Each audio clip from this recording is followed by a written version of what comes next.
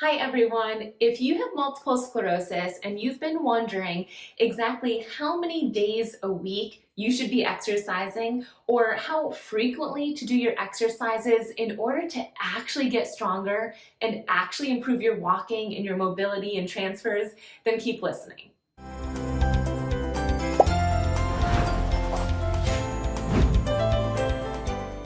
My name is Dr. Gretchen Hawley. I'm a physical therapist and a multiple sclerosis certified specialist.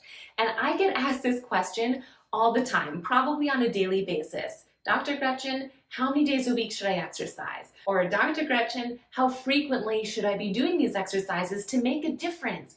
And I totally understand where this question is coming from because of course you want to know which exercises to do to strengthen the specific areas of weakness that you have, but you also want to be able to do them frequently enough where it makes a difference. There's 3 different guidelines that are going to be most important for you to understand. The first guideline is the number of minutes per week. So this is actually released by the National Multiple Sclerosis Society. And what they suggest is exercising for 150 minutes a week. 150 minutes a week. So you can use that time however it fits best into your schedule. If you can exercise 5 days a week, that breaks down to 30 minutes on each of those 5 days.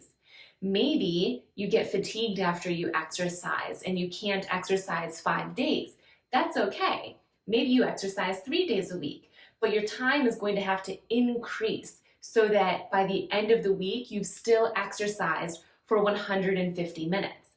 Or maybe you just love exercising, even if it's light exercise, and you want to do some type of movement 6 or 7 days a week. Well, according to the MS Society, still 150 minutes is best, but if you do that 6 days a week or 7 days, then that time spent each day can be less.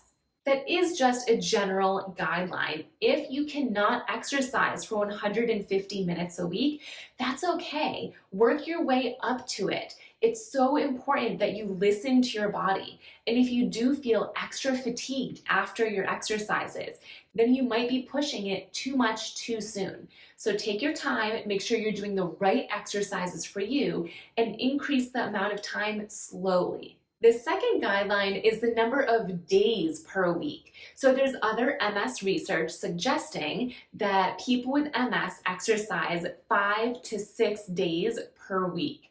It didn't specifically say a time. So if you wanted to go with the MS Society for the number of minutes each week, and then also with this other research suggesting 5 to 6 days, you can absolutely combine those.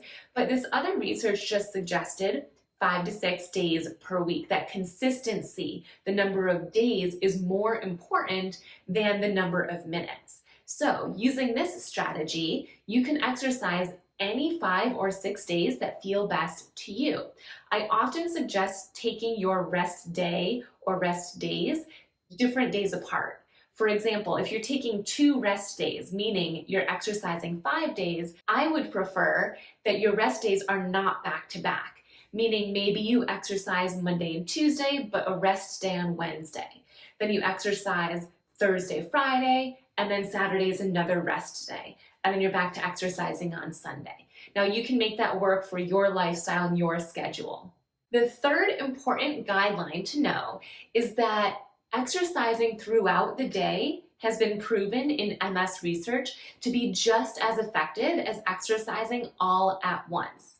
So this means that technically you can exercise for just 5 minutes in the morning, maybe 10 minutes before lunch, maybe 5 minutes later in the afternoon, and maybe an extra 5 minutes later on. That added up is equivalent to exercising all at one time. So I often suggest to my Missing Link members that you choose the scenario, the guideline that fits your lifestyle best and your personality best. If you're the type of person, like me, where you just like to get your exercises out of the way, you just want to do it at one time, then do your exercises all at one time. Or if your fatigue prevents you from exercising all at one time, even if they're light exercises, or if you just have a personality where you don't like exercise, you don't want to sit down for 30 minutes to exercise, Well then, this research says that exercising throughout the day is just as helpful, so you can choose that option. As much as I do prefer personally exercising all at once, I do see some benefit in exercising throughout the day. The reason I think this is because the way my mind works is if you can move your body more throughout the day, you're waking up your brain and you're waking up those neural pathways more often. Therefore, you might get some really good strength at 10 a.m. if 10 a.m. is normally when you do your exercise routine. But if you don't keep moving throughout the day and you don't do exercises throughout the day, the MS-specific exercises, then you might not notice any carryover. You might feel strong at 10 a.m., but not at 3 p.m., not at noon, not at 6 p.m. So I do like the idea of exercising all at once, but in addition to that, if you're choosing that option, make sure you do implement some of the MS-specific movements throughout the day so that you do have carryover. You'll feel strong at 10 and at noon, and at 2 p.m., and 4, and 6, and 8 p.m. The final note I want to leave you with is that taking at least one full rest day is extremely important.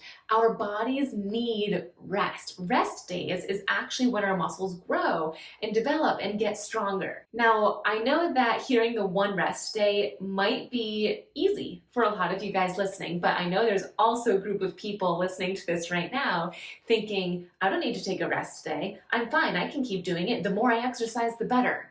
And I just want to share a little story with you. I've had many clients come into the PT clinic for MS-specific physical therapy. I teach them all of my exercises that I know. They're all in the missing link, and they're doing great. They're noticing better mobility, better walking, better transfers, strength, balance, you name it.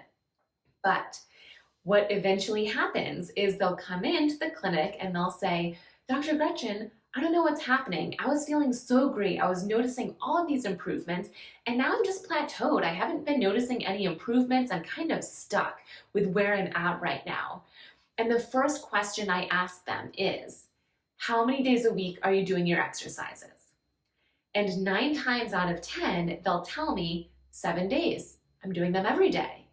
And that's when I'll share with them, please take one full rest day. Now, a full rest day doesn't mean you can't get up and move around. It just means that you're not doing your MS-specific strengthening exercises on that 7th day. Now, you can take that rest day whenever it works best for you. It could be on a Sunday or a Wednesday, whenever it works best. But taking one full day to just let your body rest and recuperate can be extremely helpful. As you know, when it comes to getting stronger with multiple sclerosis and improving your walking, it is extremely important that you're doing the right type of exercises for you.